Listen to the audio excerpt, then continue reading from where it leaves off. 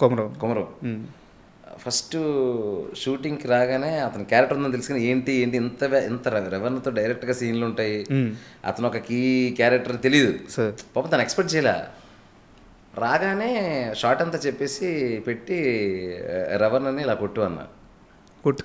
అదే ఫస్ట్ సీన్లో ఉంటుంది కదా, అన్నా అన్నాడు. అంటే ఏంటో సార్ రవణ్ అని ఇలా ఫేస్ మీద ఇలా కొట్టినట్టుగా జస్ట్ ఇంతవరకు రావాలి. నేనేనా అన్నా అన్నాడు.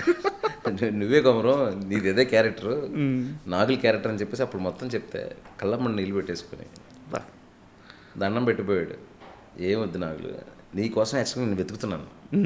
ఇన్స్టాలో నీ రీల్స్ చూసినప్పుడు ఈ ఫేస్ ఆ క్యారెక్టర్కి, ఆ ఈవిల్ క్యారెక్టర్కి, అజుఘోష్ కొడుకు అనే ఒక ఫీలింగ్కి ఈ ఫేస్ బాగుంటుందని నేను ఎప్పుడో చూశాను.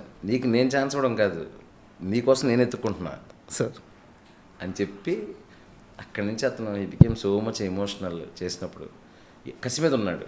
అలాంటి సార్ అంత పెద్ద క్యారెక్టర్ ఇచ్చారని నిజంగా దెబ్బలు తినేసేవాడు. మా రీల్స్ అయితే మాస్టర్ ఉన్నాడు, ఆయన మాస్టర్ రియలిస్టిక్గా ఉండాలంటే రియల్గా కొట్టేస్తుంటాడు.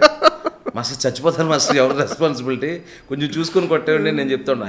అంటే ఒక పీక్ రియలిజంకి వెళ్ళిపోదాం ఈ సినిమాకి ఫిక్స్ అయిపోయాడు అతను. నాకు భయం వేసేది బంటర్ ముందు కూర్చొని.